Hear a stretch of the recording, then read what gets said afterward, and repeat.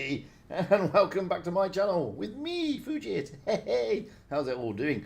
So, what have we got? We have got the second stage of Prove Your Skill number 2 here on the EU server for the autumn season. We're rolling out with Group 37, and that is the group that includes ASN. So let's just have a look at the groupings here. So this is the group. We've got ASN GTA 34. They're the team that's the group. Sorry, that's the match we're going to be following first. The other teams in the group are Mag and Future. So we saw Future yesterday. So we're going to see him again today, assuming they get through, of course. That's just the way it works.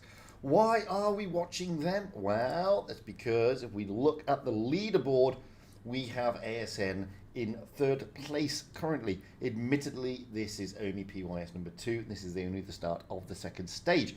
And to be honest with you, if you look at the cups there ain't much in it at all. At the moment, first place all the way down to 8th place is just divided on win rate.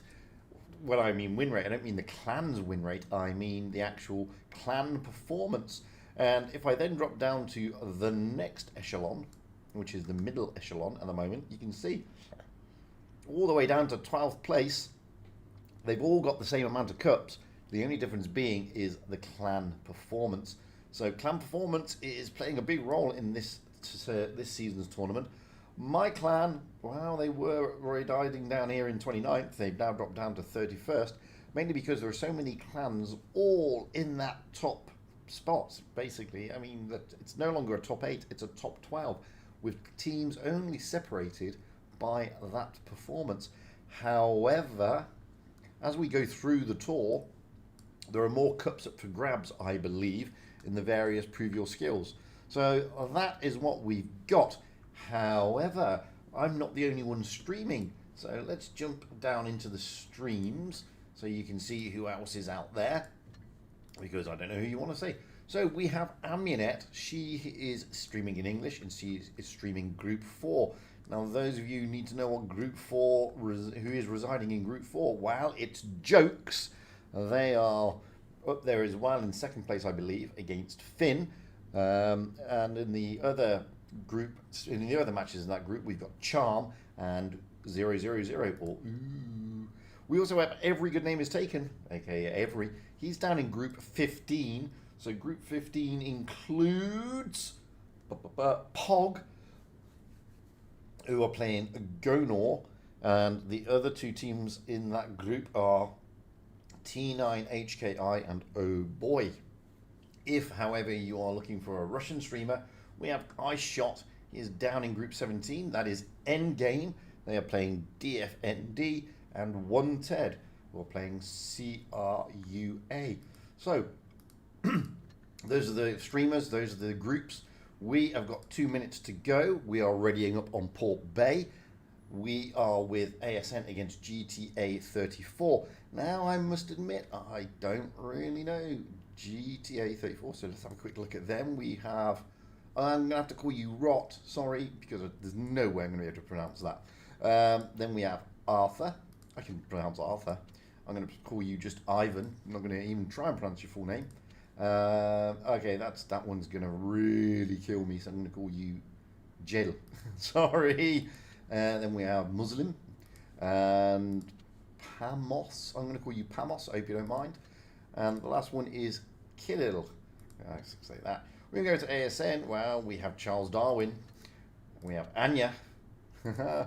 We have Bada Song of Ice and Fire, by the way. We have Legend One Jesus. We have Monster. She is my baby boo. And Broccoli, of course.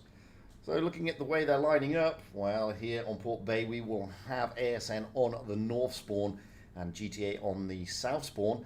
At the moment, we have, well, only 2 Type 71s for ASN, 2 T15Bs, a W1Z, 113, a Crown Wagon, and a Vickers. Looking over at GTA, we have 1 Type 71, 2 IS7s, an IS4, an E3, a Progetto 65, and also a WZ111. So I have no idea what, if anything, their strats are going to be. But we will find out in less than half a minute.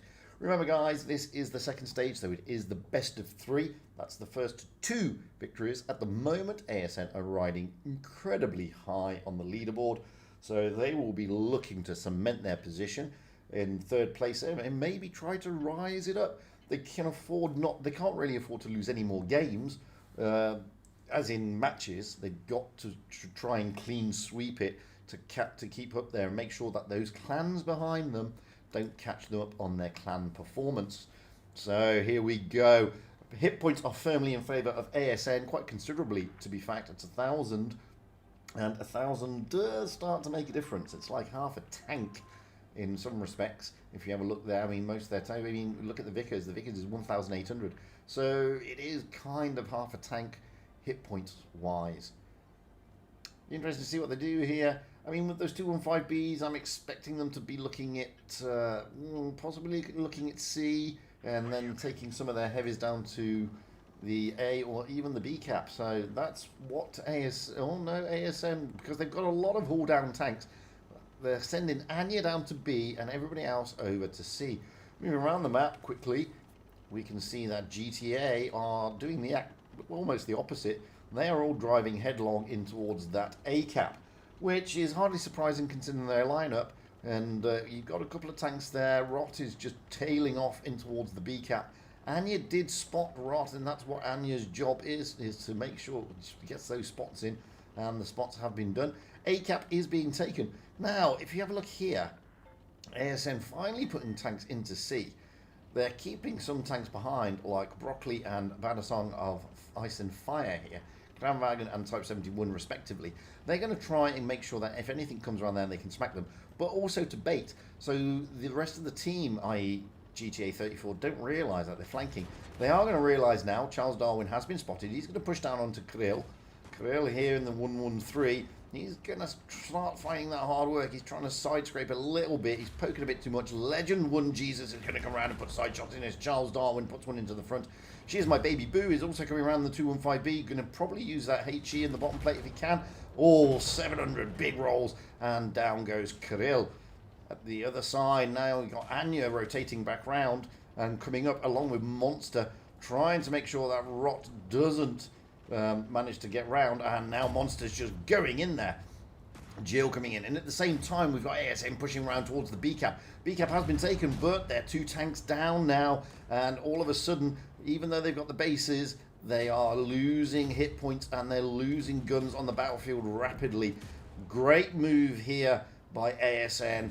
Oh, she's my baby Boo, trying to put a shot in. He was looking to get around the back of Arthur first, but doesn't need to. Arthur is now caught out in the open. There's only 3 tanks left now. Arthur is still hanging in there. The IS-7 just went down, and well, poor old Arthur, down he goes. We now have Ivan in the IS-4, and well, you can see here ASN just finishing off. And we have just the Progetto left of Muslim, and he can't really do much. Bases are taken now. The A cap hasn't been taken, but the B cap has. Muslim really can't fend off 7. It's 7 against 1, and ASN are going to be taking the early advantage and getting their place into the upper bracket final.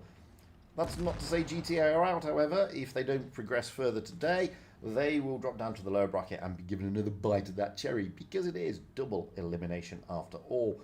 So fantastic game there. You can see what ASN strats are. They were kind of realizing that the A and the B cap were the intended targets of GTA, and instead of sort of mucking around, they kept 2 tanks back to make sure that nothing came up the flank and pushed everything else round and tried to get round the back, dragging those tanks in from GTA into that middle area, effectively just putting him into a kill zone. We're now going to swap those spawn points here. ASN now on the south spawn, GTA 34 on the north.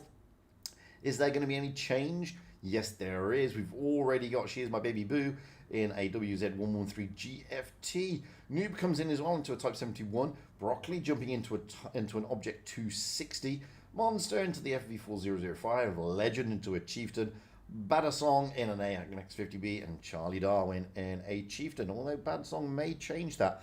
Moving over to GTA, we have Rot in the 71 still, Arthur now jumping into a 60 TP, Ivan into the IS-4, Jill into the 113, Muslim still in the Projector 65, Pamos into an IS-7, and Kirill into a 71, and they're looking to change probably one of their players. They have got time to do that. Badasong is jumped into an IS-7 actually. So they got and Broccoli's now jumped into a VK-72. See what happens when you just take your eye slightly off the ball. Well, they change their tanks unbeknowing. Atakov is now come in. He is potentially in a E3. Don't get me wrong. The E3 is a great tank, but would it be what I would take on this map at this stage of the game? Probably not, if I'm being honest with you. You need DPM, you need mobility, and I don't know if they just buggered that up. They may have got their player to press on time. Yes, they did. Ooh, jumping in there. That was very, very close indeed. Gave me a bit of a nerve. So let's have a look. This is the second game here. Already ASN are on match point. This time they still have the advantage regarding hit points, but it's not so big as it was last time. They haven't really got the mobility they had last time either. They've dropped that Vickers and not replaced it with light tank. They've actually replaced it with another TD, with a TD. They have 2 TDs, so always interesting to see how they're going to work those two. So already we've got the split in the team of ASN, 2 Broccoli and Legend in the Chieftain Mark 6 and the VK-72, overlooking the B-cap. Everybody else, apart from Bad Song of Ice and Fire, who's just hanging back at the moment, everybody else is heading towards where the C-cap is. They're not looking to cap it. Moving around the map quickly, let's have a look and see what GTA 34 are doing. Wow, GTA 34 adapting their strat slightly. They're no longer peeling. Oh no, they are. Arthur is peeling off towards the B-cap. Pretty dangerous way to do it, to be honest with you. The rest of the team looking at the A-cap. And now Kirill is coming in to try and help out Arthur. Arthur already feeling the pain of that FV from Monster. Very dodgy way to go into that cap. Not going to lie. Most teams will come down this route just to avoid anything like that out in the open. Now Arthur, he may be able to cap B. No, he can't. He is just getting absolutely pummeled. What with the positioning here of ASN, Legend Jesus is going to come around and try and put one into the bottom.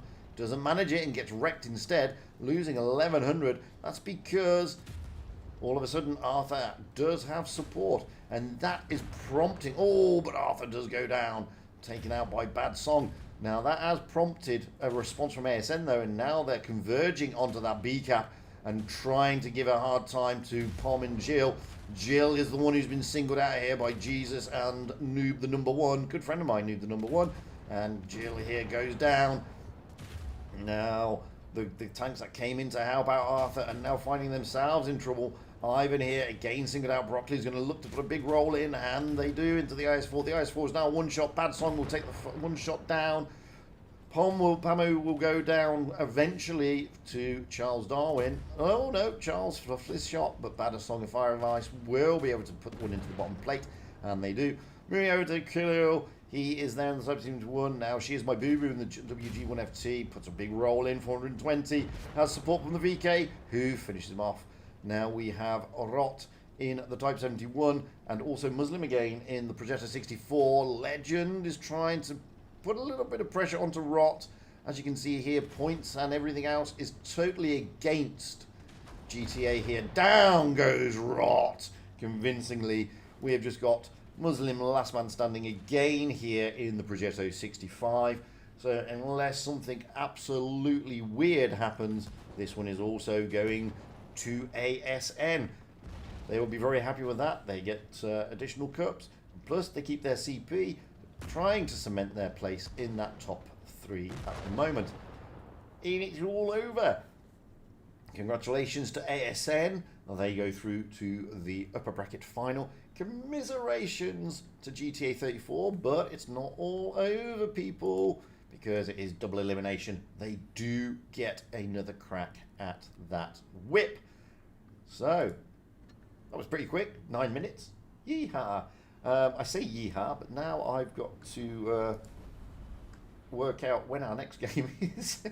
Now, Wargaming have already said the timings, so we have got timings.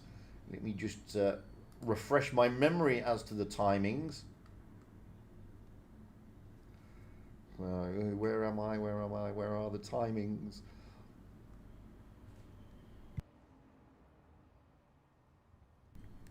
Okay, the upper bracket is in about 20 minutes. So we got plenty of time, plenty of time. Let's get some replays on the go. I've got some replays earlier. We'll go out with... Let's have a look at New Bay in the Sheridan from Good Riddance. And why not? It's always good to see a Sheridan. And with that, I'm just going to go to the little boys' room and I shall back shortly.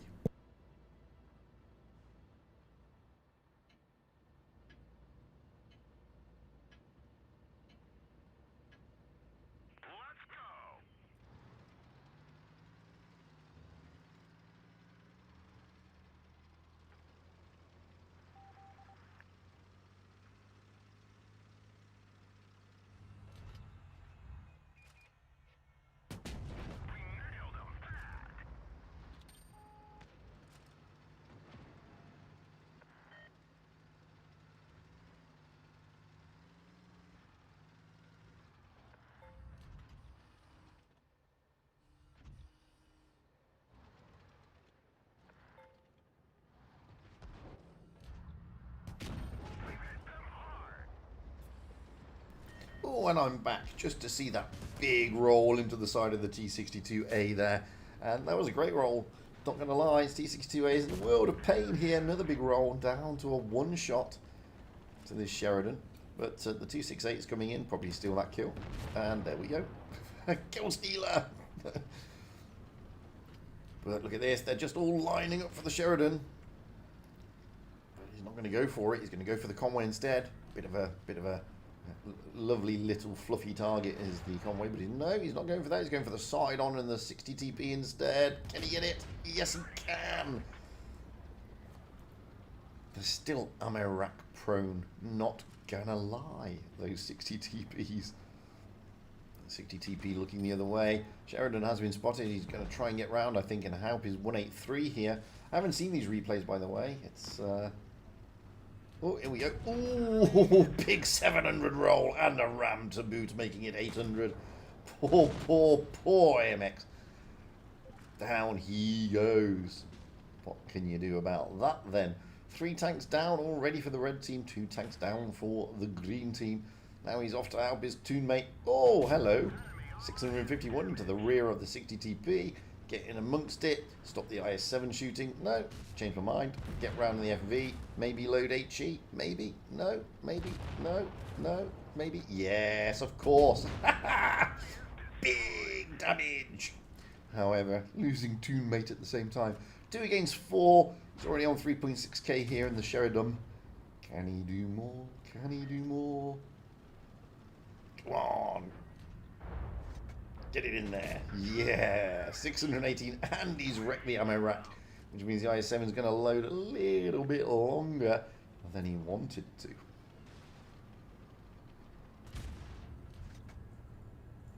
Oh, that pike nose just coming out. And look at this. He's on 170 hit points. He's done 4.7k. He is a one-shot. The IS-7 just all fluffing the shot and bouncing it at the same time. Oh, it's all over for the IS-7. Boom. Valiant effort, my friend. But you've got a Sheridan to contend with. It's 4 against 1. 5.12k. Can he get the last shot into the... Oh, go on, HEM. No, you don't need to. Rolls it out. 5.4. 460 bounced. And what can you do? What can you do? But is it enough for that golden M? It makes it sound like we're doing an advert for McDonald's. And there it is, the golden M. Yay! How many credits? Plenty of creditos as well. And a box. So, what more would you like? And of course, top of the table. What more would you like to ask? Well, that's a great little game in the Sheridan. Great little game indeed. So, 15 minutes. Let's jump into one of my clan members, Yanni, the epic gamer in his T57 Heavy, a tank I absolutely love. Always loved the T57 Heavy. A lot of people have said, it's just not the same tank. It's not as good as the 50B.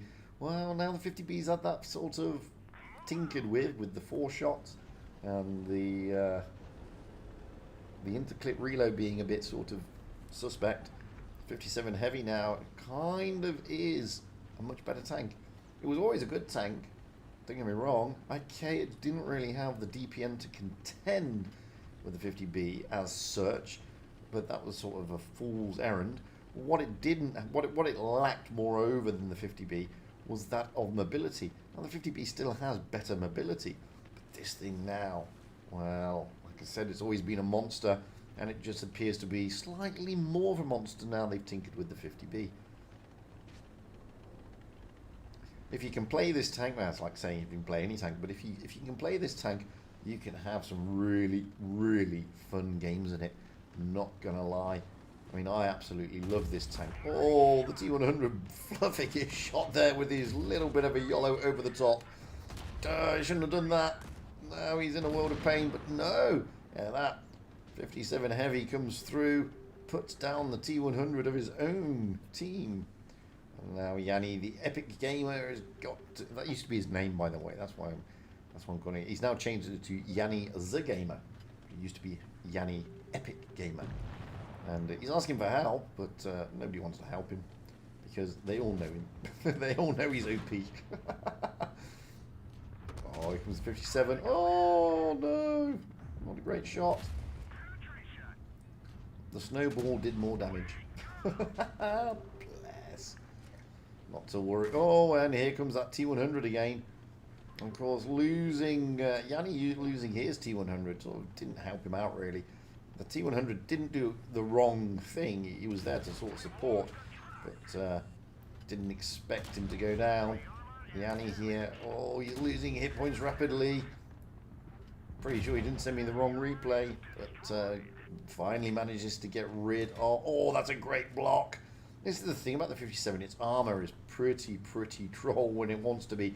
And if you know how to angle it, wiggle it, and jiggle it, it's even better than the real thing. I just wanted to put that in there because, like, it's a U2 song, yeah. Oh, poor mighty Jaegeroo.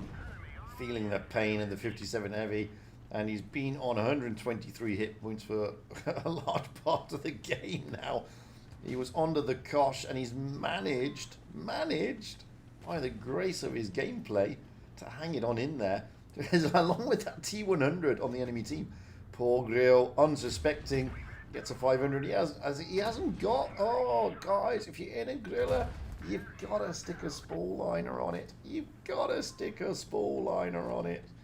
Because you're just going to get guys like this sticking a HE up your backside every day of the week and twice on Sundays. Yanni's desperately asking for help again. He's got an AMX M4 pushing him now. Can he track him? Yes, he can. Can he track him again? Yes, he can. Can he put something into the bottom plate and track him a third time? Yes, he can. And now he's hoping that his team can put some shots in, because then he gets some pretty, but he's going to be rammed. Oh, he survives the ram. It's only 53. It's only 53. Can he survive this attack? No, he can't. It's all over for the epic gamer that is Yanni. Let's say, not to worry. The game is a winner. And Yanni doing 6.5k there in the 57 Heavy. None too shabby. Killed 2 tanks out that line. Got the golden M. What about creditos? Did he get any creditos? Yes, of course he did. 164,000. That's what you want to see. And there you go. Yanni carrying the team high and mightily on Molinjek. What else we got? Let's have a look at Good Riddance again in For Despair in an FV4202. Not the easiest tank to play. And I'm now going to go... Actually, I've been to the bathroom, so now I'm going to go and get a coffee. Back in a moment.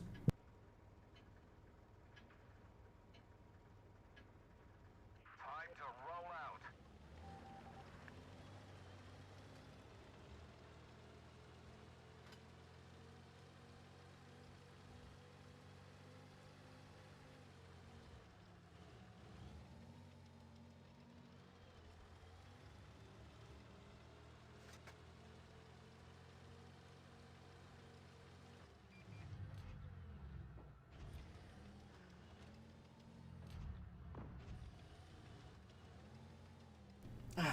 That's better.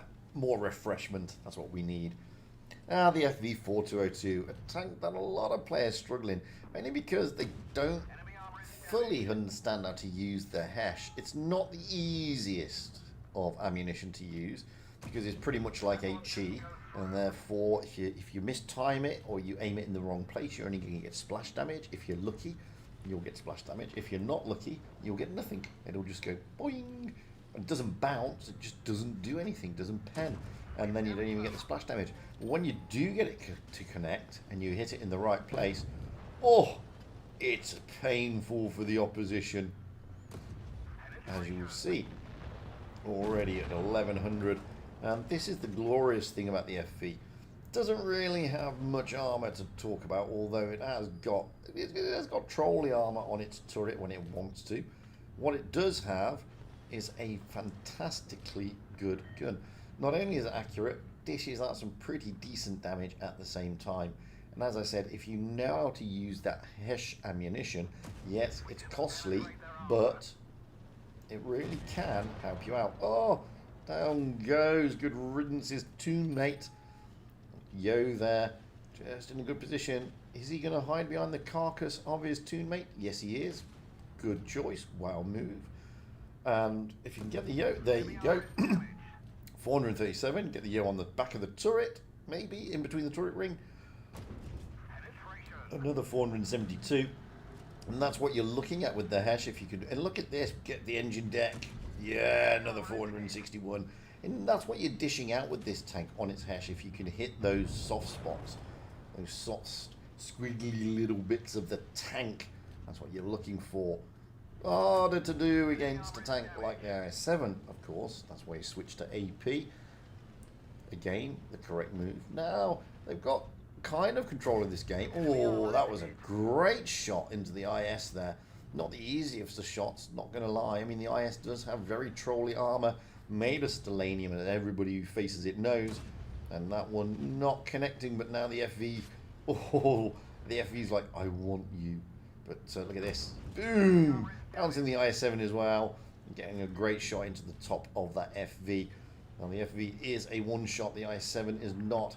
What's more concerning is what's over the other side of the map. Can you get the shot in? See, if you get the Hesh wrong, it does things like that, which is nothing. But it can also do things like that, which is slice through the side of an SV like a knife through melted butter. Now he's got the DPM drop on the IS-7, and he's got the mobility. IS-7 could be in a world of pain here. He might wait for the pike nose. There we go. Finishing off the IS-7 now to 2-on-2. He's got a bat chat and an E100 to contend with. He is going to cap the base just to make sure. At the end of the day, you don't want to do this much damage and then lose it at the last time. Now it's 2-on-1. Admittedly, the bat chat is a one-shot, but the E100 is not. Okay, but Good Riddance is pretty healthy. He's 1,400 hit points, and that's like two high rolls for an E100. So he has got to be careful. Two high rolls. Yeah, I mean, if these two stay together, if the bat chat can get the full clip in, which is unlikely. I mean, you can probably get one shot in before he's destroyed by any Hesh round. Number one. But the E100 can get 2 shots in, potentially. So he's still got to play it cautiously. He can't throw caution to the wind here, and he certainly can't YOLO in. He's got to, if he can, finish that bat chat before he finishes that E100. The E100 is clearly on the C cap, so that gives him the opportunity to chase down onto the bat chat or capture the B cap, which is what he's going to do.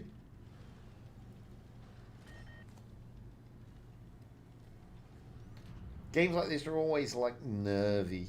He's still got 2 minutes to go, so it's by no means anywhere near. And the points are against him. The enemy team do have better points, but if he can finish off that bat chat, that means he takes 80 points away from the enemy and gives himself 80 points.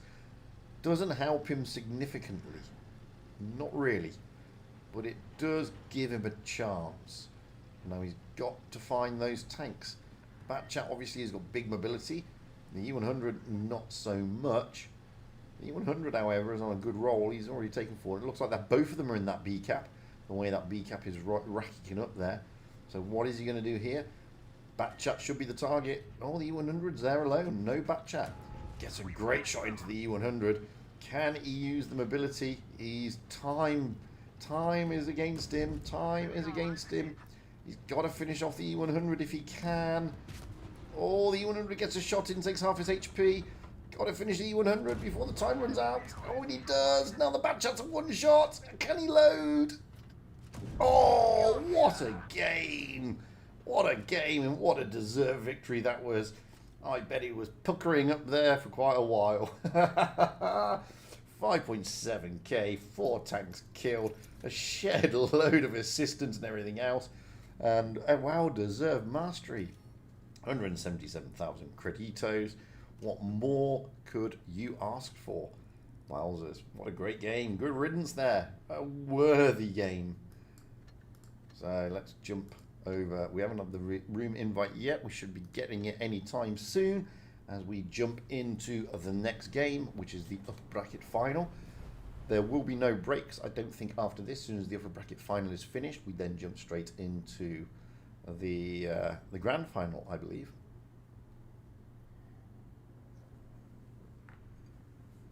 Or is it the lower bracket final? I can't remember, actually. Yeah, it's the lower bracket final. So we do this one, then we do the lower bracket, then we go straight into the grand final. We may not have... Oh, no, looking at the schedule here, Wargaming have put a schedule together. And it looks like we will have a couple of breaks in between. I don't know if they're going to be long breaks. Enough to play replay breaks. We will find out. We should be getting the invite any time now. Yeah, should be any time now. Oh, this is the worst part. Making sure that you've not been forgotten and then you get a room invitation. Because if you've been forgotten and you don't get the room invite, then everybody gets very miffed. Oh, and there we go. Boom. Dagger, dagger, dagger, dagger. So it's ASN in future going out on Normandy. So we've got just under 5 minutes before we roll out. I'm going to jump into the room when it gets past the 3-minute stage. The reason being is because there's only a 3-minute delay on the stream, and therefore I need to make 100% certain that there's no stream sniping. Not that there will be, but just need to make sure, yeah. Anyway. Seeing what's going on in the world. Making sure that I haven't done anything wrong, because people will shout at me. Well, seems I've done everything okay at the moment. No one shouted at me. Still got under 4 minutes to go. Got 37 people watching. That's interesting to see. Thank you very much, all 37 of you. Although there's only 14 likes. Nah, that's not so good to see. But if you don't want to like, you don't want to like. If you don't want to subscribe, you don't want to subscribe. I'm not going to force anybody to do anything. I might beg. I might get on my knees and beg. But you won't see it. So I could be saying it and you'd never know. Normandy's one of the bigger maps in the tournament circuit. So there's plenty of room to get around the map here. It's going to be interesting to see what meta selection the teams take.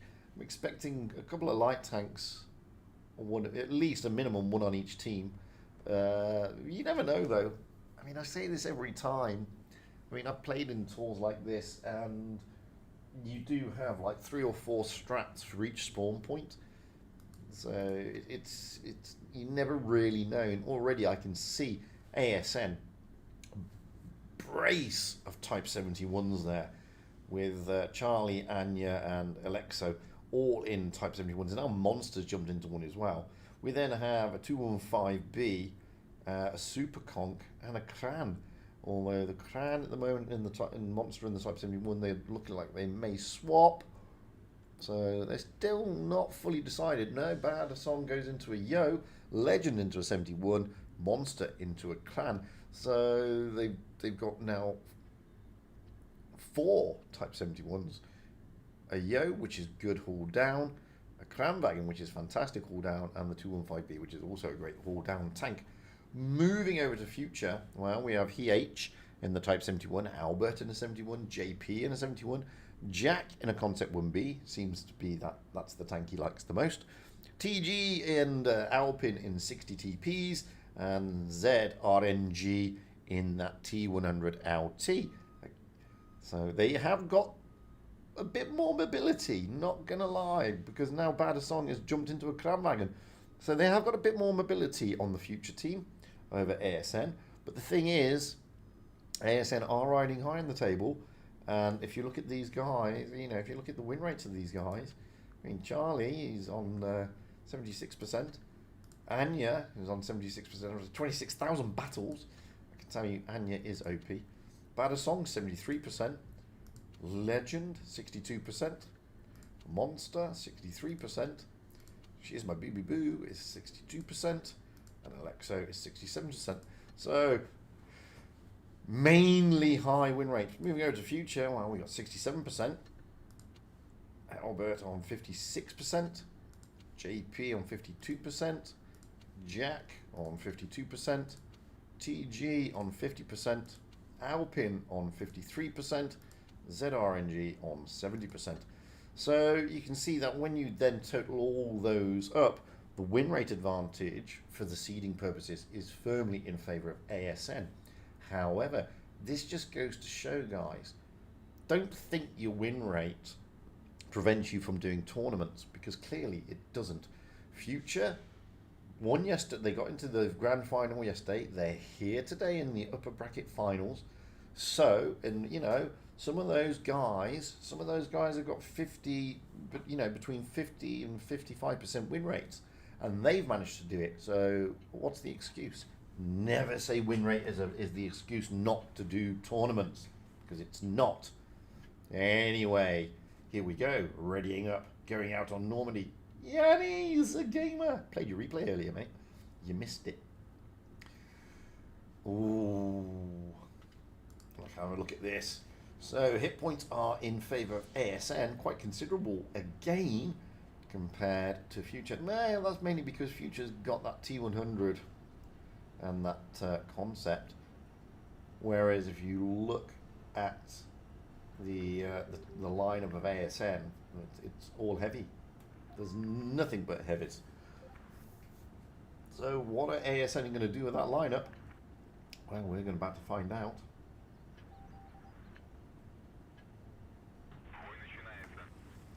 Boom! Get up high to the back of the map. And it looks like there's going to be the whole down tanks are going to the, they're not probably going to A, they're going to like the middle area overlooking B, maybe in the dip, where the rest of ASN is looking for that C cap. And I'm expecting the Crown Dragons to take this ridge line here, which is probably an ideal spot. ZRNG is taking the A cap for Future, and the Crown Dragons are just skirting around this ridge line, trying to use its mobility, its gun depression, and its all down capabilities. Shots already going into JP, as here come the Type 71s led by Legend, and Anya's just behind. Alexos is coming in, Charles Darwin is coming in. They're going to push down onto the D cap here. At the moment, the advantage is with Future. They've got the bases, and they're looking to cap base B as well. They've got to coordinate their focus fire. That's going to be their main problem, to be honest with you. As Badasong is coming in to try and get the side shots, trying to get them into a crossfire here, try and stop their retreat. And as you can see, JP is looking worse for wear. He needs to get some HP sharing.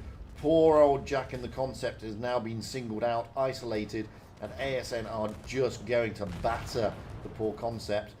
Obviously, you've got Albert and EH there thinking about going into help out, but once the tank looks like he's going to be deaded, there's no point, guys. You're just losing hit points. As you can see, this is what ASN can do. They just completely ignore EH and Albert and go for that low hit point target, and then they're able to turn their attentions backwards. At the same time, over the other side of the map, we've already lost Badasong in the Kramwagen. ZRNG is a one-shot. He does have support from TG, but he's going to have to run out of there. I'm going to leave that battle. Back over the other side, Albert has gone down, and now they're trying... Oh, and ZRNG in the E100, in the T100 has gone down. Now we've got EHXD in the Type 71. He is being circled, surrounded, and basically given a hard time by these Type 71s of ASN. They have got the bases, though. Future have got the bases. Unfortunately, they've only got Alpin, and they got Alpin and they got TG. Now TG is being sort of put broad against here with the Type 71 and Legend. Type 71's frontally and not easy, so quickly moving over to Alpin. He's been pushed round here in the 60 TP. Look at all this. They're just trying to really give him a hard time, bless him. He's got Charles Darwin behind. He's not going to survive this one, unfortunately, for Alpin. Down he goes, leaving TG. We're rolling with Monster now, as Monster is trying to load, but it's probably going to be the Legend who's going to finish off TG, and it is. And there we go. She's my baby boo, and Badasong going down, however, and all the bases being capped there for Future. So it's not like Future were a bit shabby, and they're not. They are not.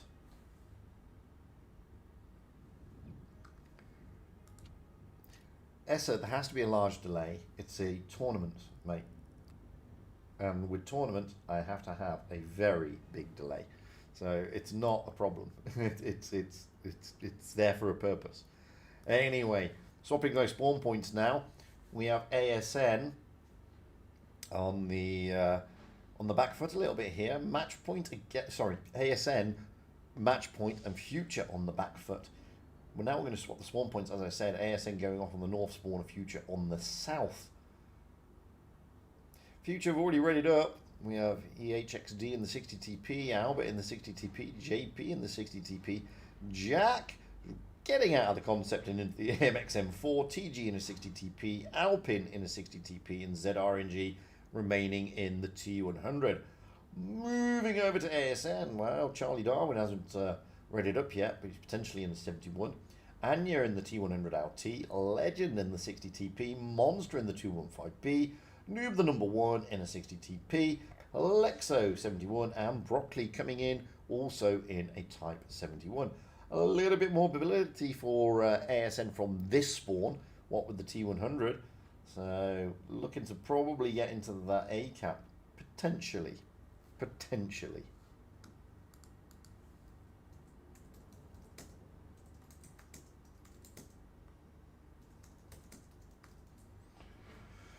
Da, da, da, da, da.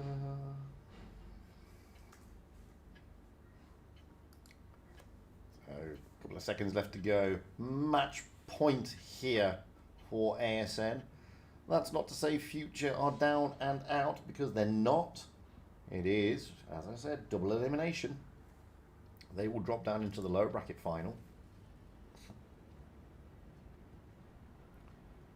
But we're concentrating here. ASN are one game away from landing their spot in today's grand final here. Previous skill number 2, stage 2 on the EU server. Let's see what they can do. I mean, they've had a bit of a change, as I said, mainly because of this spawn point. Swap the spawns, swap the meta, do the swapper and run the strats. So getting up high and to the back of the map, rolling with Anya here. Let's keep a close fix on Anya. Anya will be looking to take those early spots, and we'll probably have to contend with potentially a 1v1 with ZRNG. Anya going up high to the windmill to get the spots of the clan, the enemy team, and she does get quite a few spotted there. The 60 TPs. Not even bothering with the A cap. Anya knows that the T100 is there. Oh no, Anya is just moving around, staying unspotted. Now ZRNG, oh, and Anya is now spotted, but so is ZRNG. Now, ZRNG is pretty much contained there, but so is Anya. Moving back over to the map. We've got Noob number 1 looking for the B cap. He's got support from Legend. However, the rest of the Future team are pushing heavily. Well, they're not pushing heavily, and that's going to actually, they're not pushing heavily, and that's going to give them potentially a problem, because those 60 TPs of Legend and Noob are going to be able to put side shots in, get them contained into a crossfire. And you can see Monsters also coming around to put some sort of squeeze that pocket a little bit more on the C cap. So Future got to sort of either break out or retreat, and at the moment they're looking at some are retreating and some are just holding, and that's allowing ASN to push. And you can see here ASN are just whittling down these hit points of Future, and EXHD is the one who's going to be focused heavily, and it's going to be a ram by Broccoli, takes him down. Alpin should be the next target. what the lowest hit points. Down goes Alpin, and now they're going to focus onto Jack in the AMX. He's an easier target than the 60 TPs because he's a bit more squishy than the 60 TPs. And there you go, down he goes. Now they'll push onto Albert, and they're just going to do this. And this is what clans with Focus Fire can do. They just go one after the other, pick their targets, and then try and just whittle them down. And this is fantastic stuff from ASN. Moving back over to TG, who is the last man standing. He's got Broccoli there, and loads of shots going in, and it's all over before you can say it's all over. That is a masterclass in how a top pro clan plays. So do not be too downhearted, Future. They are number 3 in the table for a reason. They are a pro team, and when their focus fire and their calling is coming on like that, there's not much you can do about it. Believe me, I have been on the receiving end of clans like Loka, Raid, etc., and it just feels that there's no escape. So congratulations to ASN. No commiserations to Future as such, because they have another bite at the cherry. Let me just make sure when the cherry is, because I need to find out, because I've already forgotten. When are we going out? When are we going out? Well, we are going out shortly, I think. Let's have a look.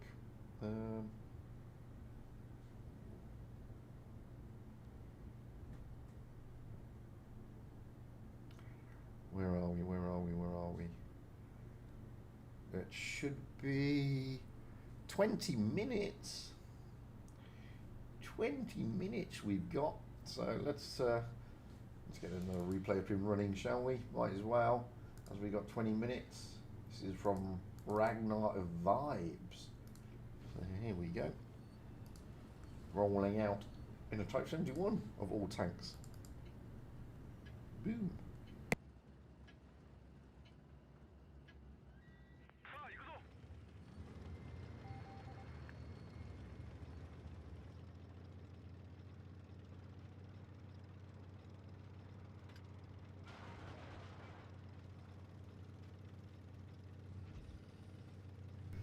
I mean, just going back to that last game on Normandy,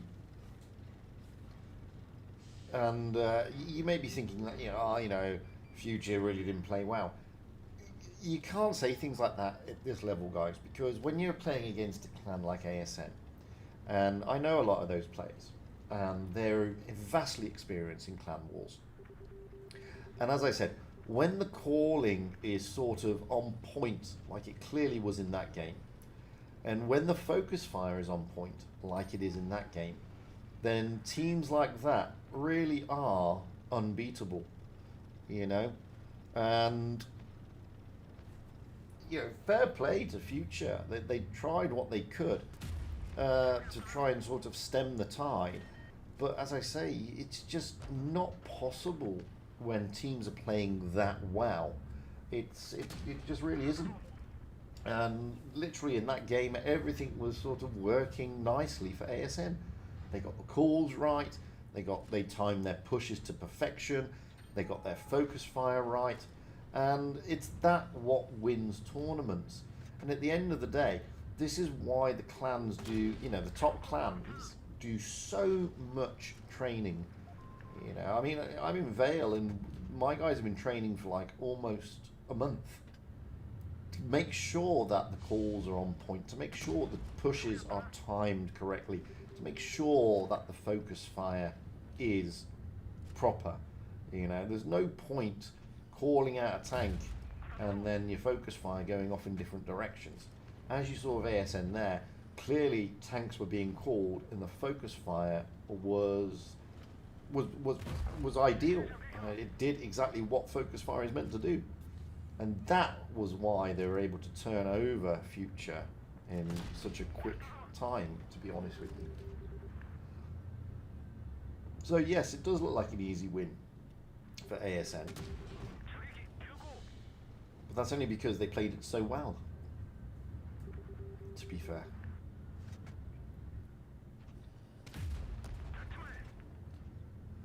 Ragnar here, using the frontal armor of the Type 71, especially its turret, to try and keep some keep himself protected as much as possible from the IS-7 and the other Type 71. The IS-7, not the most accurate of guns.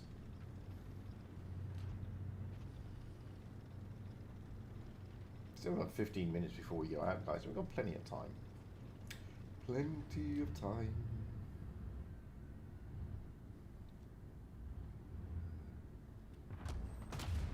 So we haven't been on a fixed time for the last PYS or yesterday, but the clocks changed today, and initially the tournaments were listed at the wrong time. So they were initially listed going out at 7 o'clock Central European time, which greatly miffed a lot of players.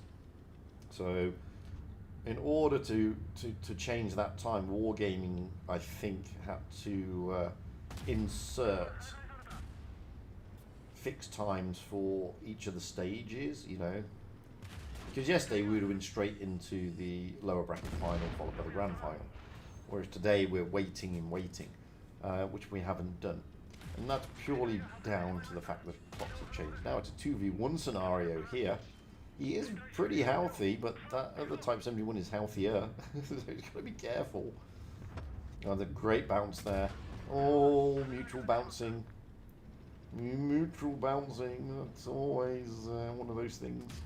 Oh, another good bounce. That's not a bounce though. Now he's got the HP advantage, and the Type 71 of the other Type 71 is a one shot, and fluffs his shot, unfortunately, that Type 71. He's not going to be able to get him from there, and he's got to be careful of this Type 71.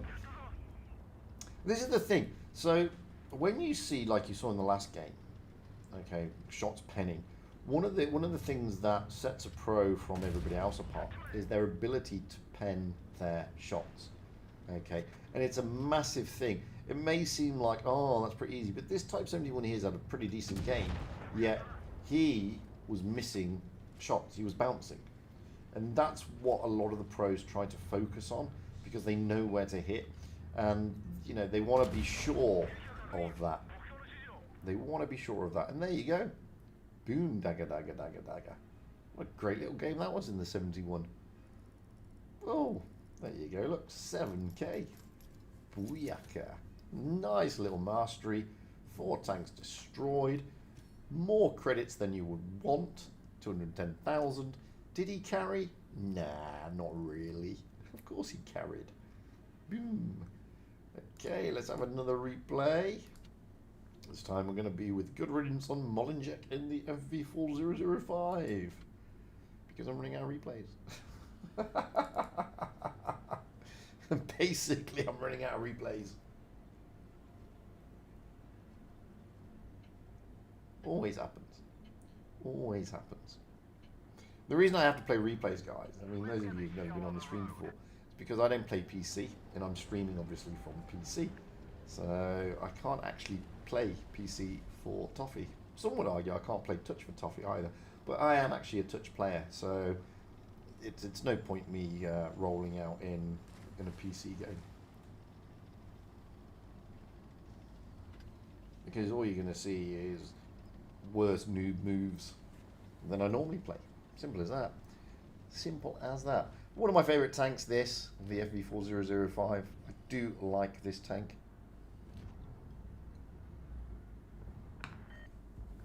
I generally play it more like a 50B rather than a TD. Why? Because it's got such a fantastic reload. It's actually got a better reload than the 50B. And I find it's a similar play style to the 50B. It's got, you know, it's got pretty decent mobility.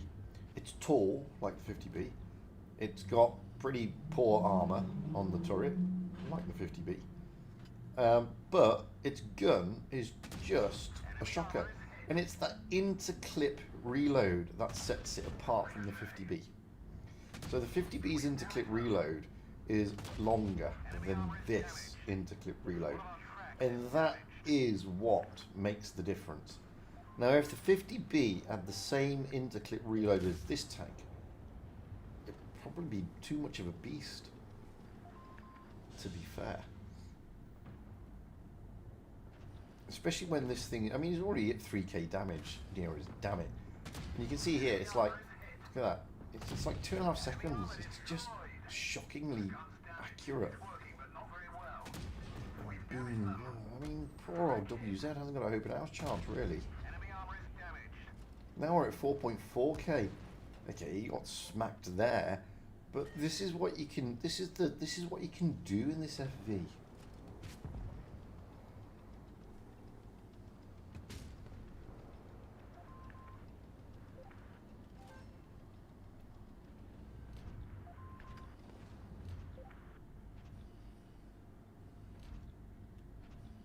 However, it is a tall tank. You know, it's not exactly small. Well, the IS-7 is still a great tank, to be fair, DD. You know, it's still got a lot of things going for it. And as I said, oh, look at that. Across the map, the E100 needs to move, and he's not going to. He's tracked, and now he's doomed. Blind shotted and deaded. It's still a pretty decent tank, mate. You know, if you know how to play it. Oh, ammo rack, boom. If you know how to play it, you know, if you know how to, if you can get those penetrating shots working, it's a beast of a tank still.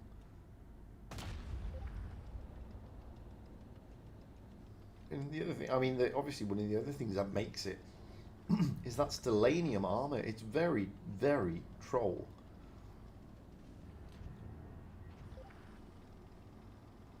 But I get your point. I mean, the gun isn't that accurate, and it does seem on occasion to struggle with pen. But you know, it's no different to the IS-4. To be fair, I mean, the IS-4 has got a similar gun. It hasn't got the best penetration either. It hasn't got the best accuracy. So, oh, look at this FV. 6k now. Can you finish the FV and get to 7? No, that's a bounce. That one goes in. 6.5. Is he going to get to the 7? I don't think so, because the rest of the team are now just swarming around the FV. Down the FV goes. 6.525 in damage. Almost 7. 6.8 because of the blind shot in the E100. Fantastic mastery. And what a beautiful game again. 3 great games there from Good Riddance. Earned himself a shed load of credits, and why not? And we've still got a fair few minutes, to be fair. A fair few minutes indeed. And I've run out of replays. I'm running out of replays, unfortunately. Don't think I have any more, guys. Actually, I've got one here from Dave in a 50B. Hopefully that's not very mega long. Here we go. This is Dave of the clan. Ooh. In a 50B on mines. Not the best of maps for a tier 10. Let's all be honest with each other here.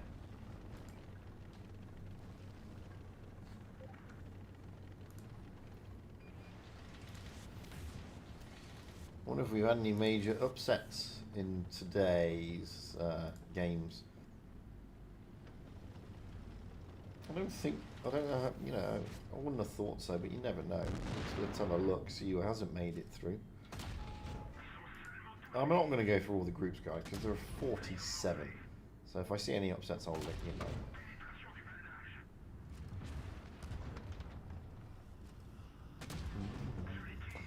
I haven't seen any upsets yet. I'm at Group 8.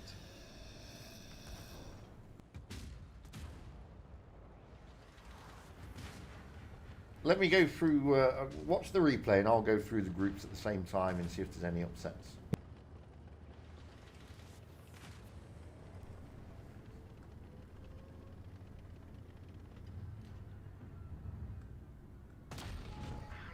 I haven't seen any yet.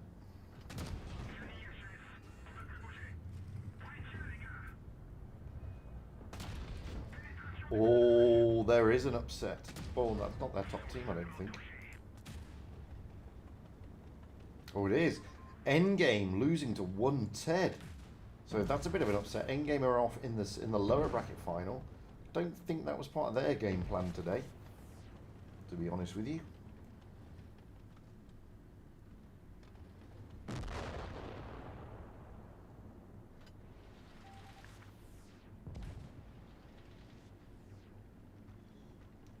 Other than that, I haven't seen any other upsets as of yet. I'm down in group 32.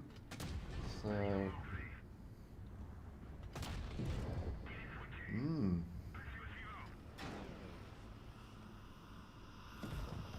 yeah, that's the biggest upset so far. Endgame, big upset that for them. Down in the lower bracket final.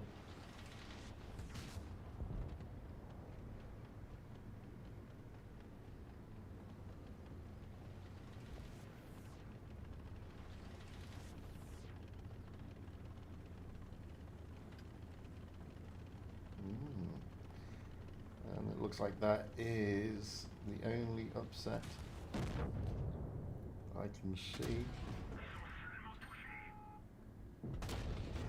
Yep, that's the only upset I can see so far. Endgame down in the lower bracket final, not progressing straight into the grand final today.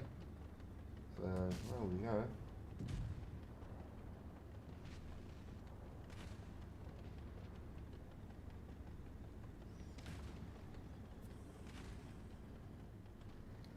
We'll check a look at that after this matchup that we've got, which is the lower bracket final coming up. So once we've done that, we'll see who's into the grand finals, because again, we're going to have a little bit of a break, I think. We should be going out with Future against, I don't know who they're against actually, let me have a look. Future against GTA 34, so we've already seen both these teams today. So Future will be looking to try and get their place into the grand final today against ASN.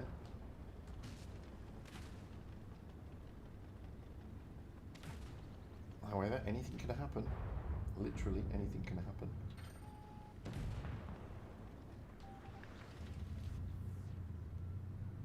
I didn't realise this was an Uprising game. Sorry about that, guys.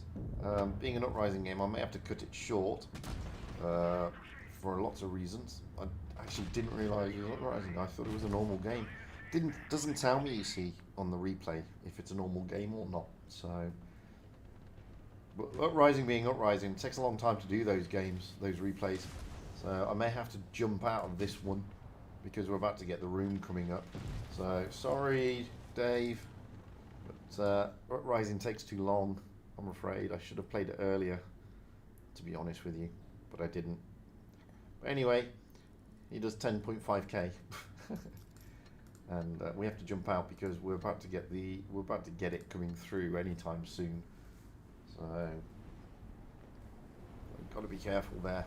We don't want to miss that. I can't join a platoon. I'd love to, but I can't. Hello, Grom. How are you? I'll add you to the friends, of course. So sorry I had to cut that one short, but we're about to get the room come up, and the problem with Uprising is that they can take about 10 minutes, those replays.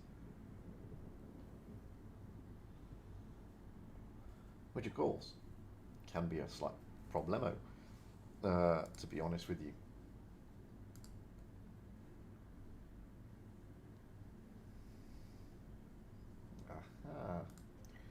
There we go. That's why I had to jump out, because there's no way we're going out on Molenbeek. So we've seen that game a few times. We've seen that map a few times in the replays today. That's who we're going out with: GTA 34 and Future. This is the low bracket final, previous skill number 2, stage number 2 on the EU server here in the autumn season of 2022. Yay! I'm always interested to see how clans approach this one. I see a lot of clans doing a C strat. I see a lot of clans sort of splitting their team quite a lot. So it'll be interesting to see how this one works, is approached by these two clans. I always find it interesting to see how some of the clans approach some of the strats for the maps. What with their meta selection and stuff, and this one's no different. To be honest with you, it's no different. Molenbeek is another relatively large-ish map with only 3 base points, only 3 bases, A, B, and C. B being in the middle of that raised area, which it can be quite protected from the one side. A being up in that top corner, and C obviously being in the city. So you do, as I said, you do get some clans taking a lot of heavies going into the city with an overlook on the B cap. Then you get some clans taking a light tank and trying to fast cap that A cap.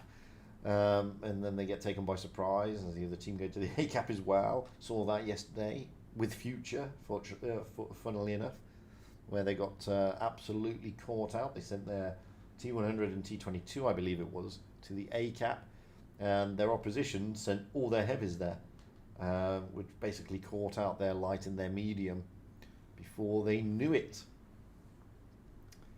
So are they going to do that again today? Is that going to be their strat game for today? I doubt that.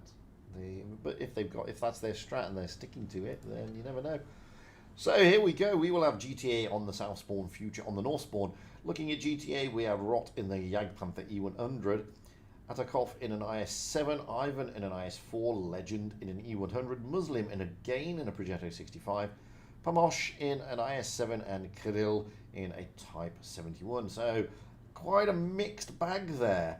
Don't really see E100s or Jaegeroos making it into the tall circuit, so that's an interesting one.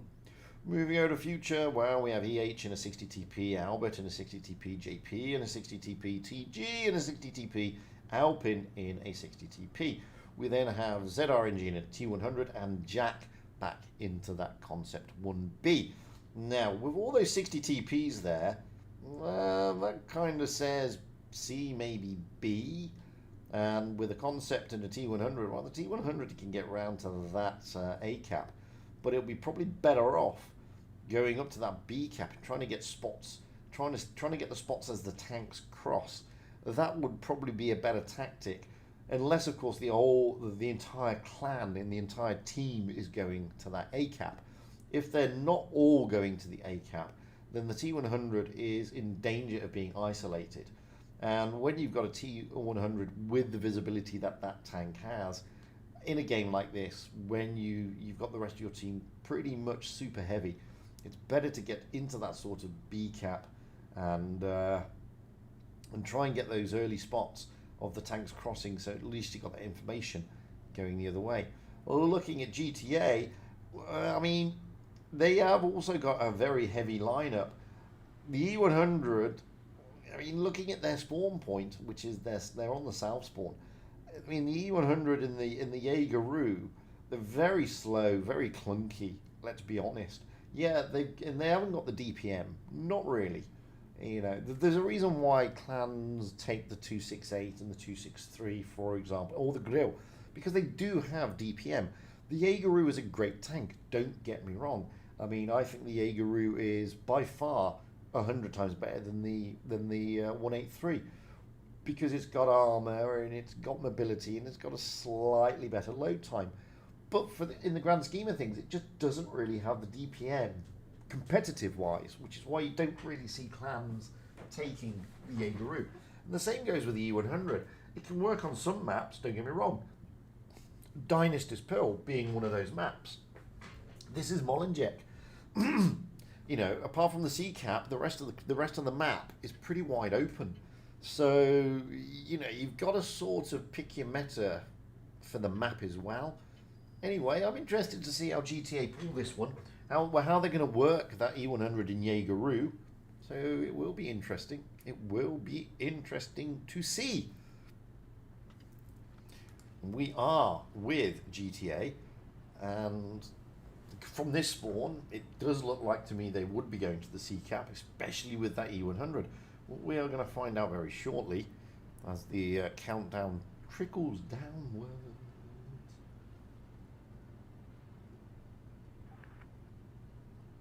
Yeah. Eastern European clan, clearly. I know they said hello. Privyet. GTA. Privyet. Kekdila. I know none of them are watching, but I'll ask anyway. So Muslim in the Progetto is going out towards A, and this is what I was trying to explain in the overview. If he's going out towards A, he's going to be very, very isolated. You're not going to lie. He is going to be very isolated if Future sent their tanks there. Now, what is happening is that ZNG in the T100 is going to the A cap. And again, I don't know if I would have done that. I would have probably sent him more around here, to be fair. Because he's got the mobility to react. He has spotted the Progetto, and he does say hello to me. Hi, ZRNG. How you doing, buddy? The rest of the team, well, in their super heavies, they are sort of looking at the B cap. I don't know if I would have sent my 60 TPs to here. I would have sent the concept here more, and I would have sent the 60 PPs around this side. The C cap is being taken, so their super heavies of the 60 TPs of Future will now know roughly where GTA are, and already you can see that the E100 has been smacked around a little bit because it is so slow and it doesn't have the mobility. And now GTA are looking to push out of this area, and I mean, it's possible to do, but what they should be doing is sort of pushing out in two places. You can see here that all these 60 TPs are lined up waiting. And quite rightly, Kirill is doing the right thing. You need to send tanks around here to get these cross shots into the side of these tanks. Alpin has realised the danger, and he's come round to try and plug that gap. And as if you had two tanks there, and you can see the Jaegeru is coming around, but it's so slow, it just takes an eternity to get there. And now, you've got Future pushing, counter pushing backwards onto this corner. Now, if they would have sent two heavies here, then it could have been a bit of a different one. Breakout of GTA has happened, however, towards the B cap. Now we've got the IS-4s and the IS-7s pushing onto Albert, and this is the danger, you see. Now you've got a split team. Future's now got a split team. They've got half their tanks looking at the Jaegeru and Kirill. They've lost their tank, and that is what I'm saying. If you take that corner and get those side shots in, that's exactly what GTA are doing. Now the E100 is finally turned up. The 60 TP is having to back away. The other 60 TP went over to help with the Progetto, so he's kind of out of position. He needs to get up there as soon as he can and get rid of Pomashuk. Down goes Kirill finally, but that Jaegeru is now there. JP doing the right thing, and now they need to just focus to do Future. But Ivan taking down Jack in the concept. JP now looking worse for wear, and he's got to be careful because Ivan should be looking to get the shots in, and he does. So it's 3 against, well, too many. Down goes Ivan. Now the Jaegeru has got to try and work something out. It's 2 against too many. But EHHD has got to be careful because if Rot can land it, no, he goes for Alpin instead. Now what they should be doing here is that the 60 TP and ZRNG should be pushing down onto Alex here, onto Atakov Alex. That's what they should be doing. But they've taken down the Jaegeru in any event. Now they can push down on the IS-7. This one is going to go on points to Future, and that is a very, very well played game.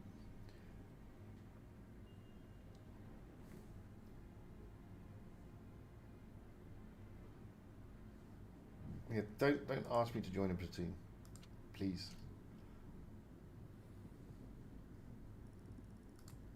So, if you've asked me to be a friend, I'll be a friend, but don't ask me to join tunes, guys. I can't do it when I'm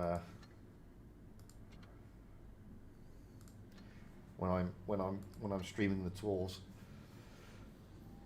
So we're going to swap those spawn points here. Now we have Future 1 foot into today's grand final. They are at match point. It is best of 3. And Future, well, they're not readied up yet. GTA are, however, and they're sticking with the E100 and the Jaegeru. Don't think that's wise, but it's clearly their strat. They've clearly been working on it. Don't think it's your best meta selection, guys, but hey, not to worry. I don't think they're fast enough. The IS-7 there of Atakov and an IS-7 for Panos. And we've also got Ivan in an IS-4, Kirill in the Type 71, and Muslim still in the IS-7. I think it was Pamos who sent me a friend's request, so Pamoshnuk, I think he sent the friend's request, so I think that's who sent it to me. Moving over to future, we have EH in a 60TP, Albert in a 60TP, JP in a 60TP, Jack in a concept, TG now jumping into a WZ113, Alpin in a 60TP, and ZRNG in a T100. And again, GTA lacking that mobility, no medium tank. Well, sorry, no light tank. They've got a medium tank in the... Well, they haven't got a medium tank either because it's a Progetto. Oh, Progetto's a medium, isn't it? I'm losing my marbles. But they haven't really... They've got mobility in the form of the Progetto, but that's about it. But what they gain in the mobility of the Progetto, they lose with this thing. This tank here. Now, I'm not trying to pick on you, Legendary. I just don't think it's the right tank for this map. I know you're going to probably be looking at a C-Strat, but just don't. I think it just takes too long to get into that battle scenario. Especially when there are so many other heavies out there that offer, you know, better options, such as the Type 71, the 60 TP. But just the way I look at it. So what are they going to be doing? Well, we'll find out as we go up high and wait for the teams to start making their moves. No, there are no codes or rewards for these streams. This is prove your skills, guys. I'm not going to get anything. So it's pretty much a mirror strat. It looks like from both teams here. So we've got Muslim out there in the Progetto again, looking at the ACAP and ZRNG is there. He's got some support from TG in the Bronze Warrior this time. Again, Future looking to dominate that middle area. Again, they're going to all the same places, just a mirror. And again, GTA pretty much doing the same thing. So it's going to be like carbon copy, yeah, of what we've just seen. The only difference being this time is the E100, which is not renowned for its amazing gun depression, is slowly lumbering up the hill. And, you know, the B cap and the A cap should be taken, because over in that side of the map, you've got the WZ and the T100. So the cap advantage certainly sits with Future. Now, GTA have got to push out again. And this time, they're not able to send anything here. And this is where you need a tank. This is where you need to send those tanks, because once you're here, you can get those shots in to the back of these super heavies. And that's what they've got to look for. Now, Ivan is going to be there. Khalil is going to come as well. And that's what they need to do. Oh, that's a fluff shot from the IS-4. And that's allowed Alpin to turn his turret. And the IS-7, well, the E100 is there. The Progetto has come around to try and help out. And that could be dangerous. The WZ in the T100 did not close down that Progetto. And now we... Oh! Big rolls going into the Type 71 and Kirill goes down. And that wasn't part of their game plan. Now the IS-4 is a little bit isolated. Moving over back to the middle, the IS-7s have broken out yet again, as they did. And again, there's only two tanks here. That's the concept. So EH has got to come back. He's got to help out. And they've got to close down that Progetto. And that's exactly what they're doing. Good crossfire coming in from ZRNG from the A-cap there. And down goes the Progetto. That's the mobility gone. Now they can focus on the heavy tanks. The IS-7 first of Atakov. He should be the target. And Jack should be able to put one into the rear. Yes, he does. Now Pamashnuk. He's got to be the second target. And as you can see, the E100 just doesn't have the capability realistically. Not the player, the tank.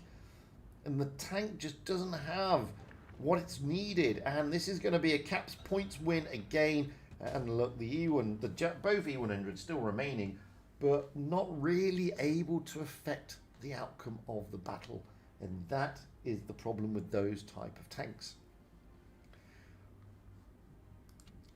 When we look at how much they were able to affect the battle, I mean, you can see there the Jaegeru just knocking out 1600, the E100 doing no damage. And that's not the player, guys. Not really. It's the tank. The tank is, you know, when you're looking at a map like Molenbeek with big hills and all that, that is going to stop this lumbering super heavy from getting anywhere fast. It doesn't have the gun depression to sit on those hills, number two.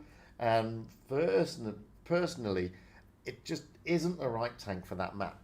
It would have been better off you would have gone out with an IS-7, possibly, maybe, if you have it, a Type 71. But that's just my view. And, you know, they've obviously practiced that strat. They've obviously used that meta before. It's worked for them. So, anyway. Commiserations to GTA 34. They will not be progressing to Stage 3. Congratulations, however, to Future. They progressed to today's grand final against ASN. And I do believe both the top two go through. So, yeah, we've got 15 minutes, roughly. 15 minutes. Roughly, and I don't know how many replays, but I do believe the top two go through. That's what I believe, if I remember rightly. So it should be ASN and so second stage. The two best teams advance to the next. So both ASN and Future are into tomorrow in any event. So let's have a look at the scores on the doors. Let's see if we've had any upsets. The only big upset was that of the only big upset so far is that of Endgame, who dropped down into the lower bracket. But if we have a look here, we can see that there's been no upsets there. Pink are through. So we're just going down. Jokes and Charm are facing each other.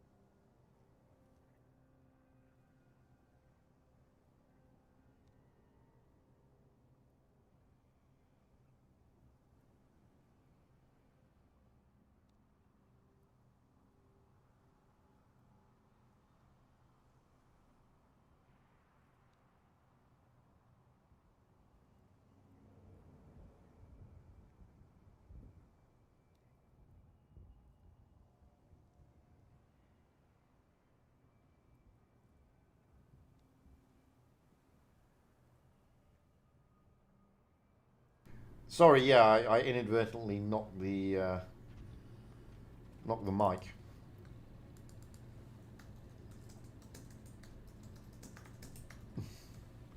Yeah. Anyway, I was only talking about mindless stuff anyway, so you weren't missing anything.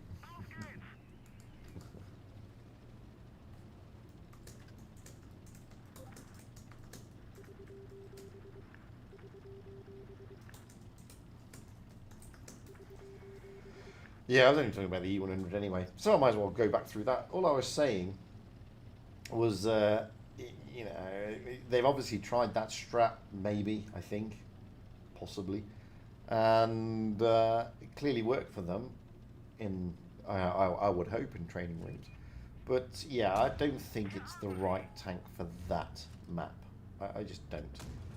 Dynasty's Pearl possibly get away with it because you know you're going into an area whereby you can put a bit of pressure on that B cap and you can sort of use it in that event. But on Molenbeek with its hills and its undulations, it's just too slow and it just doesn't have the gun depression. So that's the thing. And this is the thing, you know, it's not when it comes to clan wars, it's not always the player. It's the meta selection always. It also really goes a long way, guys. And this is why the clans take time over their meta. They have to, you know, they try to work out what works on what map for what strat. That's the thing.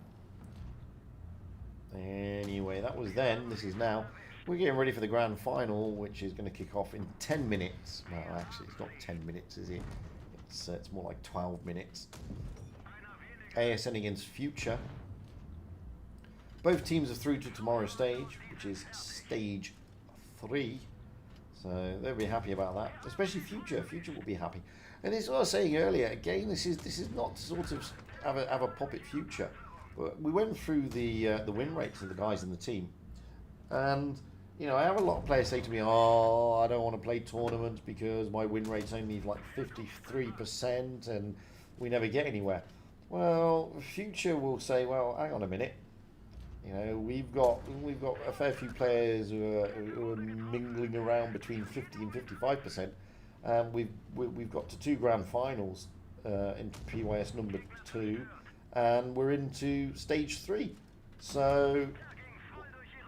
You know, it's not the right argument, and any clan that puts the effort in, regardless of the win rate of your players, if you put the effort in to learn the strats and learn the maps and try to gel as a team, believe me, you can do relatively well in tournaments.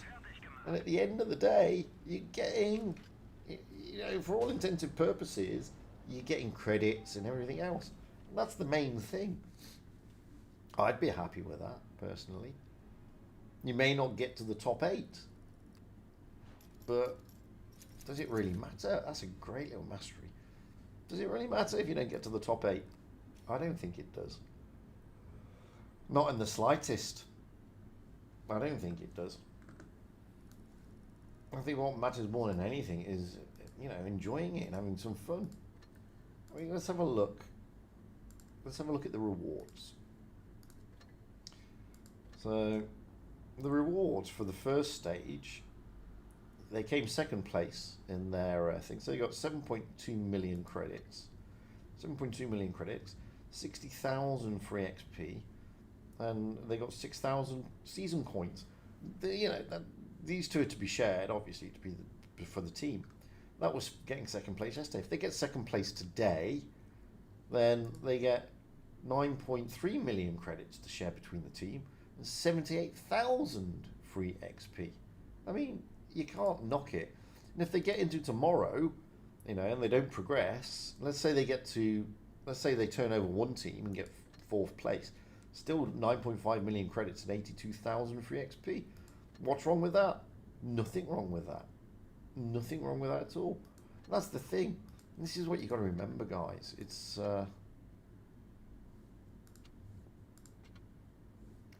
that's what you got to remember. Yeah, none of those are ready yet, thank God. Anyway, let's have a look at another replay because we've still got 10 minutes.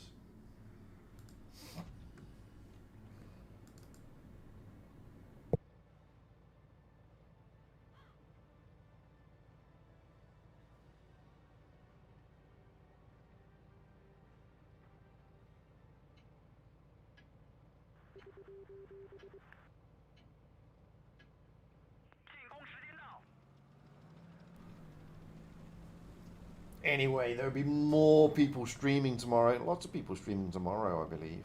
It's how many are streaming tomorrow? For the third stage, we've got 1, 2, 3, 4, 5, 6, 7, 8 streamers tomorrow for the third stage.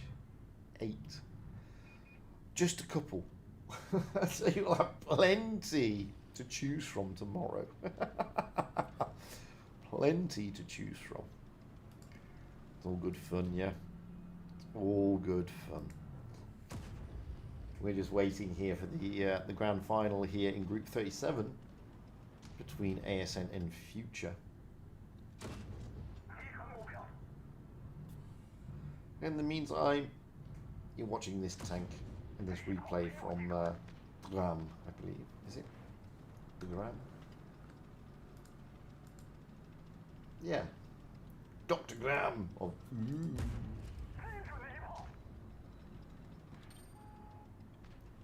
Not much longer to go.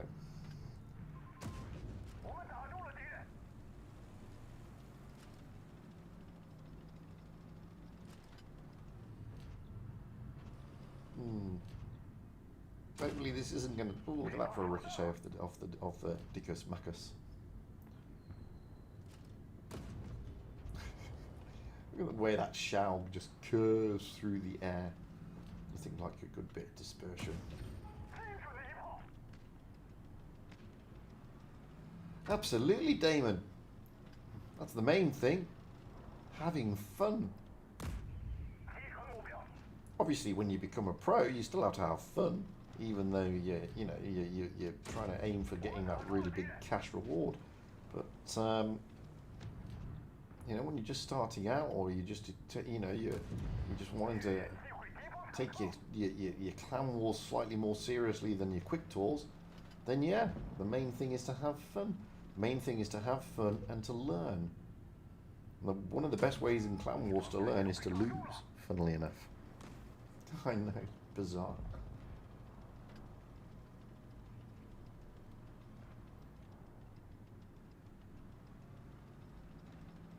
Well, we've got 2 minutes before I have to kill this game, so I'm hoping it's not going to take much longer. But we've only got 2 minutes before I have to kill it, because the room will be open.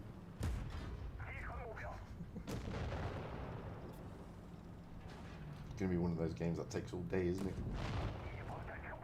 We've got 6 minutes before the game starts, which means the room will be up in 1 minute. And then we've got 2 minutes. Yeah, so we've got 2 minutes, basically. And there are 4 minutes still left of this game, so I may have to cut this one short as well. Which is a bit of a pain.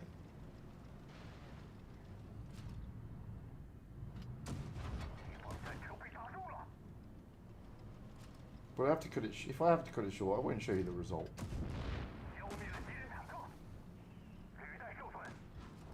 That's if I have to cut it short. I may not have to. There's only 2 tanks left.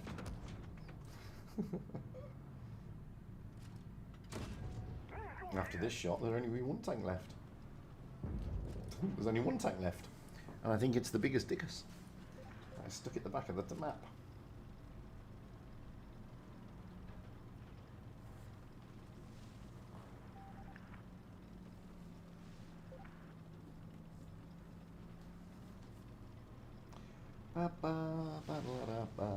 And don't forget, tomorrow in stage 3 it all changes again. It's not no longer best of 3. It changes again to best of 5 and best of 7. So the games are a little bit more intense, and they can swing and do swings and roundabouts a lot more than what you would expect.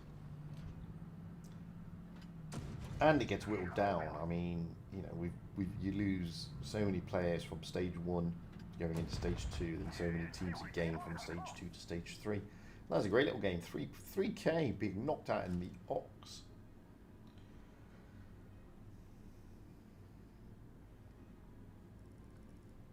And nice little mastery, no doubt. Yay! Golden M. But our room is up. and we're jumping in. We are going out on Port Bay. Port Bay is the map. We've already been on Port Bay today, so that's the map we're going out in. Port Bay is the call. ASN against Future. Future probably just very happy that they're into stage 3. ASN, as I said, they are looking to make sure that they can just stay consolidating their position at number 3 because they are 3rd place.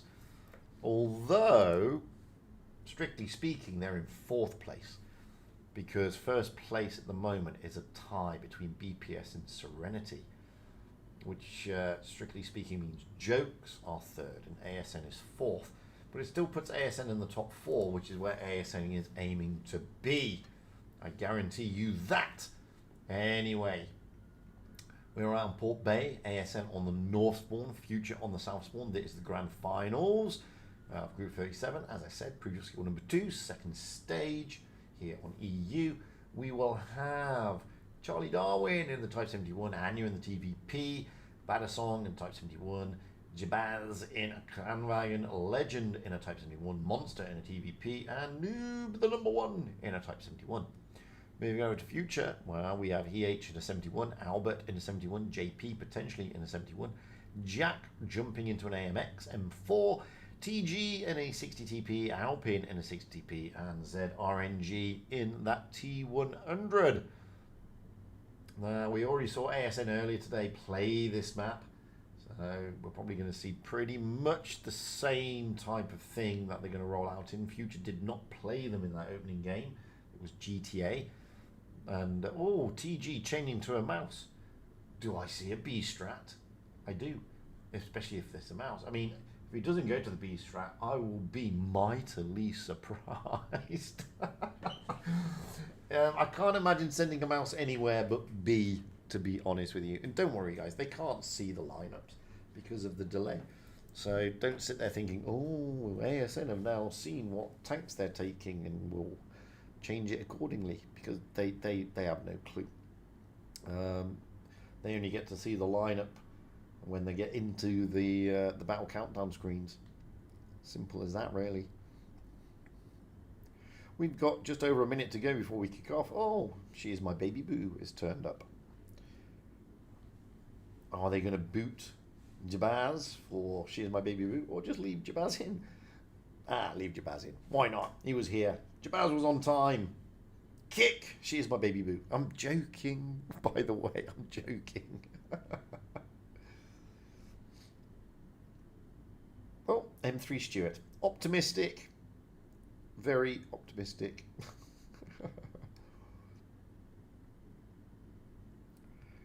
Less than half a minute to go. ASM will be feeling pretty confident, I would have thought. They haven't really put a foot wrong this evening in this stage. Future, well, Future just there to have to just enjoy the tournament. You know, they've come a long way. They've done well. They've got themselves into stage 3. What's not to enjoy? You know, and if they get teamed up tomorrow against the likes of, I don't know, BPS, then I'm sure they'll take some pointers from that as well. Enough of that. Now we get to roll out. Well, I don't think the streamers will be out for Halloween. That's just wishful thinking. Hit points in favour of Future. So ASN had the hit points in favour of them when they rolled out on this map earlier against GTA. Now Future has taken those hit points.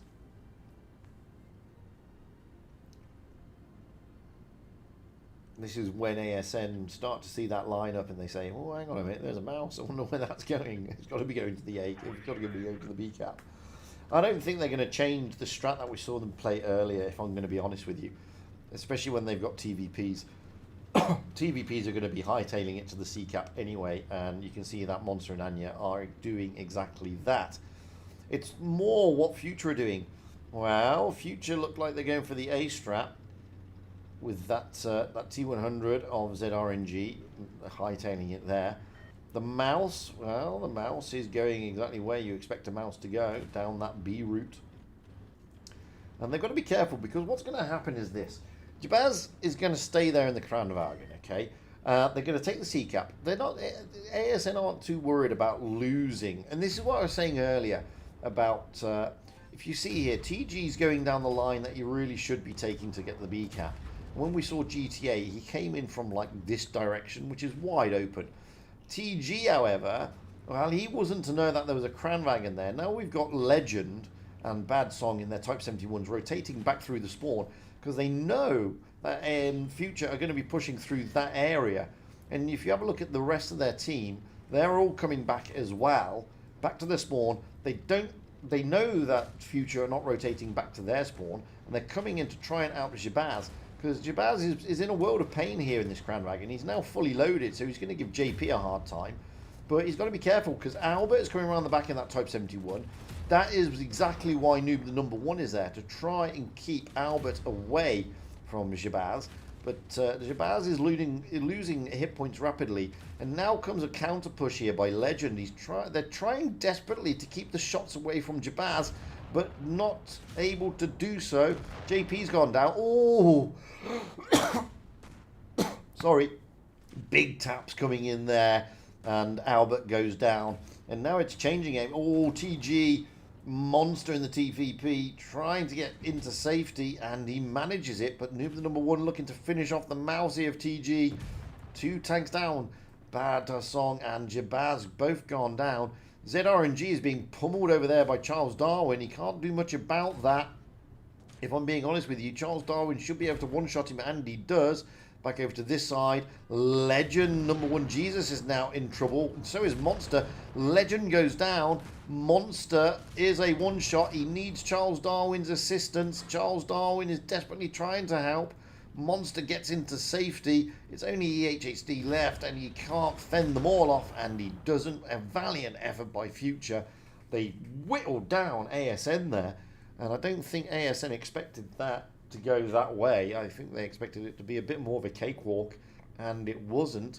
But they were able to consolidate and bring it back to normal service as far as they're concerned. But Future be happy about that. I mean, they gave ASN a bloody nose. No two ways about it. And as I said earlier, unlike PYS number 1, where you can kind of sit back knowing, oh, well, you know, we've got to the finals, we've got the cups, it doesn't matter, we all go through the stage 3. With it being so close in that leaderboard, they've got to make sure they do not drop games. That's the thing. You know, so the time for them sort of mucking around and having strange meta, like they did in Prove Your Skill number 1, is kind of gone. Now they're realizing how close everything is on the leaderboard, because it does make a difference. So this is why you're seeing this happening. And ASN will be like, well, hang on a minute, guys.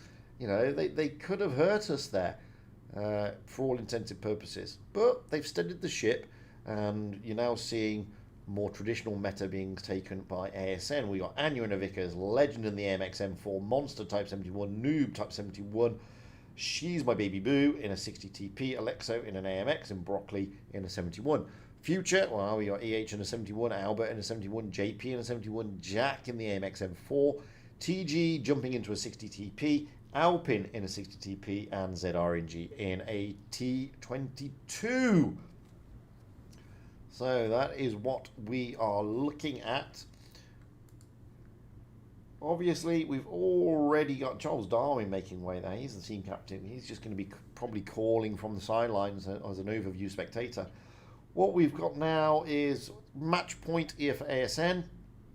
They'll be looking to put this one to bed and saying, right, we've done what we needed to do today. The business side of everything is done. Future, however, should be pretty buoyed up from that last game. They should be thinking, you know, these guys are not, they're not as invincible as people think. We kind of hurt them. Maybe we can do it again. But our ASN going to say, right, that was our B game. This is now our A game.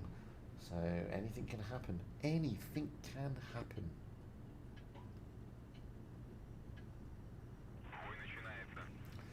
Getting up high to the back. And we can see Anya in the Vickers going out towards the C cap. And this time, well, it looks like ASN are doing the A cap and B cap strat. No, they're just doing the A cap, led by Legend. Moving over to Future. Wow, Future, they're sending the T22 out along with the 60 TP. Alpin is overlooking B and the rest of the team overlooking that A cap as ASN are now coming in, trying to cap A. Vickers of Anya not been able to spot anything as of yet. JP's in a good position back here. However, why I say he's in a good position now as long as he's got support, because it is a pretty easy position to rush. And you're going to see that exactly now. 3 tanks coming in, all Type 71s, Broccoli, Monster, Noob the number 1, all looking to close down JP. And whilst it's a great position, it's only a great position, as I said, when you've got support. No support, bad position. But at the same time, you've got 3 tanks of ASN taken out the game, effectively.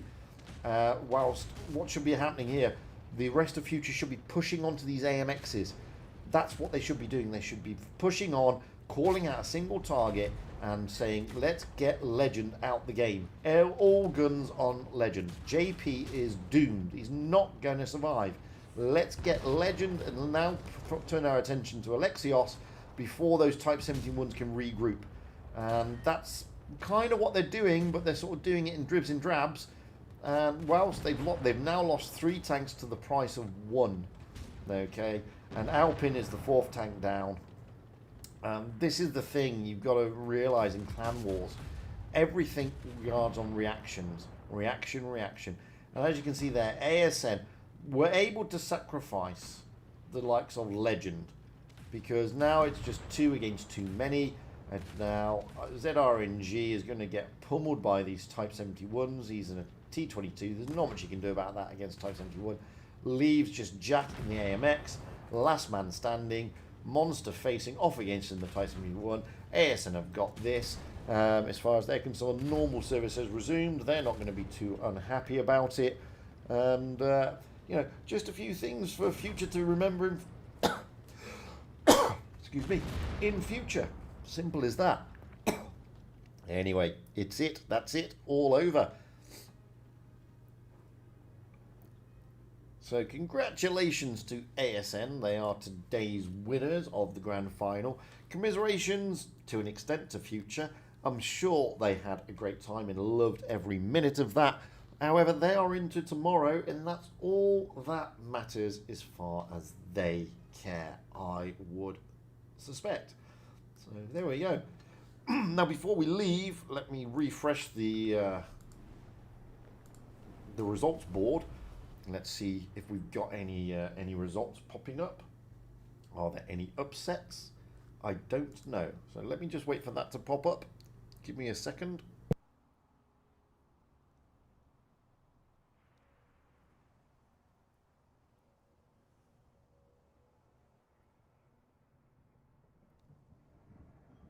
Okie dokie. So we can see Pink is successful there. So let's see if we've got any upsets. Not at the moment. This is all jokes, and Charm are still fighting it out there. That's being streamed by Amunet. Quick! Wow, they beat Quick. This one's still fighting it out down in Group 6. Group 7, to be expected. Group 8 is still fighting it out. Rise against Apley. That's going to be a tough game. APA turning over MFG. APA be very happy, MFG not so happy. They faced APA twice today, so came a cropper twice. Legion, now they're going to be chuffed. Moving down still. I'm just looking to see if there's any upsets. At the moment, no.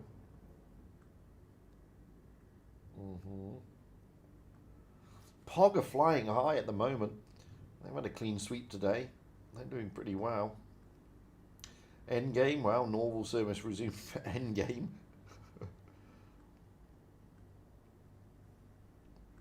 That's what they needed to do. Zenith is still playing Eagles.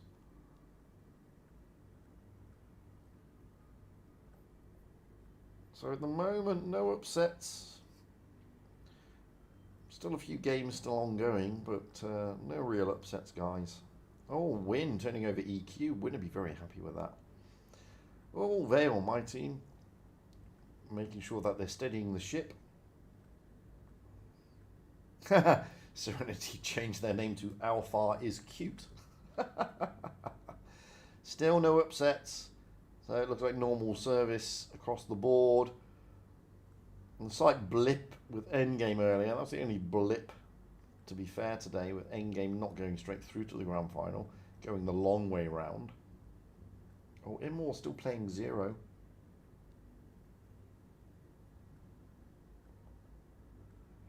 Demon is still playing Raid, turning over Tox. And that's it. So no major problems, to be perfectly honest with you, which means I don't think the leaderboard isn't going to change at all at the moment. So that's what we're looking at the moment, guys. No major upsets whatsoever. The clans I'd expected to go through for tomorrow have gone through. So that's it, realistically. We are back again tomorrow for Stage 3. Stage 3 gets very hard. This is when the clans get seeded against all the other top clans. So the chances of a top clan meeting a top clan are greatly increased. No easy runs, as I said, not when you've got clan performance making a big factor in where clans' positionings are. So I'm back again tomorrow, same time, same place. Stage 3 of PYS number 2, final stage of PYS number 2. Until then, guys, thank you very much for popping in today and coming onto the stream to watch some fine Clan Wars gameplay. I've been Fujit, you've been fantastic. Until then, have a good remainder of whatever day you happen to be in, Sunday or Monday, I don't know. Until then, guys, all the best, and I'm out of here. Bye.